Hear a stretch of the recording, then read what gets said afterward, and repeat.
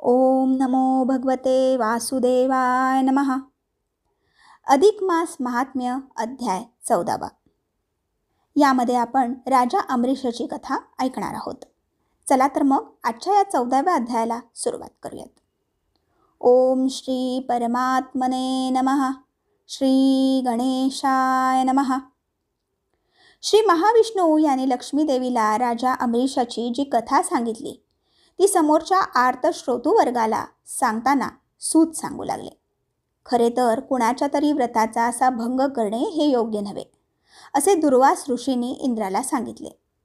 त्याला त्यांनी समजवण्याचा प्रयत्नही केला.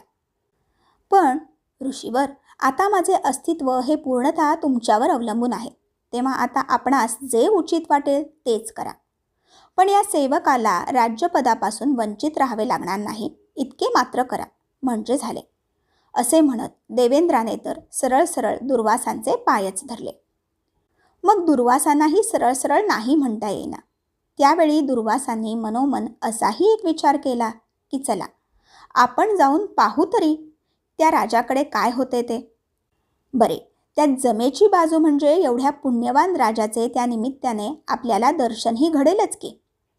इंद्राला अभय देऊन दुर्वास भूलोकी परत आले. त्यांचे मन आता अमरीशाच्या भेटीसाठी मोठे आतुर झाले होते आणि ती संधी लवकरच त्यांना चालून आली. पुढे लवकरच अधिक मास सुरू झाला. अधिकस्य अधिक फलम ह्या लाभासाठी राजा अमरीश ते व्रत मोठ्या श्रद्धेने आणि निष्ठेने करीत असताना एकादशीच्या रात्री आपल्या अनेक शिष्यवर्गांसह दुर्वास ऋषी हे राजवाड्यात आले.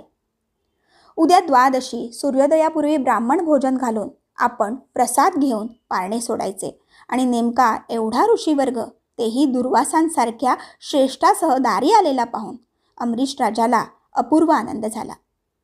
त्यांनी पुढे होऊन त्या सर्वांचे स्वागत केले.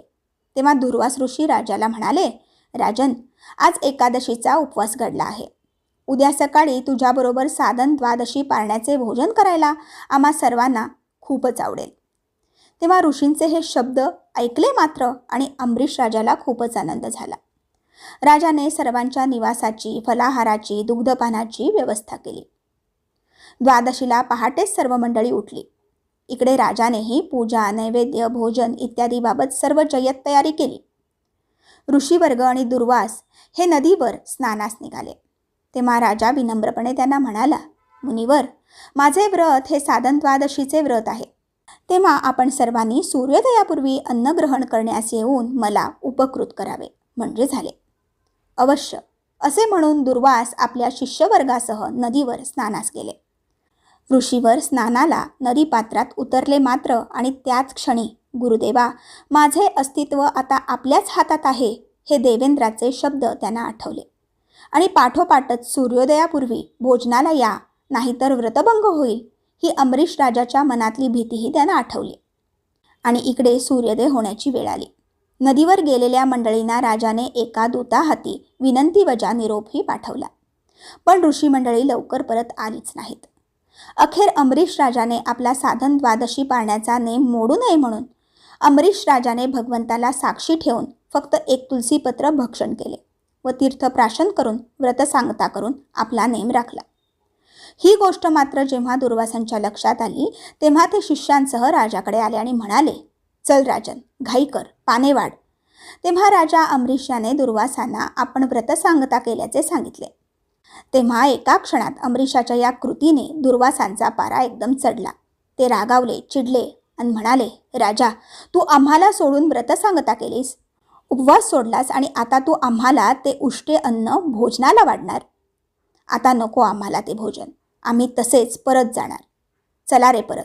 असे म्हणत दुर्वास आपल्या शिष्यगणाला घेऊन परत जाऊ लागले. तेव्हा राजा अमरीश त्यांना हात जोडून म्हणाला, मुनिवर, अहो, मी अन्नाला स्पर्शही केला नाही. फक्त देवाला त्याचा नैवेद्य दाखवला आणि फक्त तीर्थप्राशन करून पारणे फेडले आहे. मग हे अन्न उष्टे कसे होईल? उलट त्याचा प्रथम देवाला नैवेद्य दाखविल्यामुळे तो प्रसाद झाला आहे. छान, म्हणजे तू आत्तापर्यंत स्वतःला मी थोर, मीच व्रतकर्मा, मी नियमांचा पालन करता असे मानत होतास. आता तर तू स्वतःला ज्ञानीही समजायला लागला आहेस का? थांब, तुझ्या या घोर पापकृत्याबद्दल मी आता तुला शाप देतो. राजा, तू आमचा घात केलास, तेव्हा मी दुर्वास तुला शाप देतो की तुला 100 जन्म घ्यावे लागतील. तो शाप ऐकला मात्र आणि निरपराध अमरीशाने जीवाच्या आकांताने नारायणाचा धावा केला आणि त्याला साथ घातली. तेव्हा शंख, चक्र, गदा, पद्मधारी भगवान विष्णू तिकडे प्रकट झाले. देव म्हणाले, दुर्वास, तुमचा हा शाप माझ्या भक्ताचे रक्षण करण्यासाठी मी स्वीकारतो. तो माझा भक्त आहे. हे प्रभुवचन ऐकताच दुर्वास मनोमन खजील झाले. त्यांनी भगवान विष्णूंसाठी तो शाप पुढे 100 ऐवजी दशजन्मात रूपांतरित केला. हा शाप पुढे महाविष्णूंच्या दशावताराला कारणीभूत झाला. भगवंतांनी पुढे उचित समय 12 व्रत करणाऱ्या अमरीशाचा उद्धार केला. अशी ही अधिक मासातील 5 पर्वे आहेत. सर्व नरनारी भक्तांनी हे महापुण्यकारक 12 व्रत करून पुण्य जोडावे. तर मंडळी, इथेच आपला अधिक मासातील अध्याय 14वा समाप्त होतो. पुढील सर्व अध्याय पाहण्यासाठी चॅनलला सबस्क्राईब करून ठेवा. धन्यवाद. ओम नमो भगवते वासुदेवाय नमः.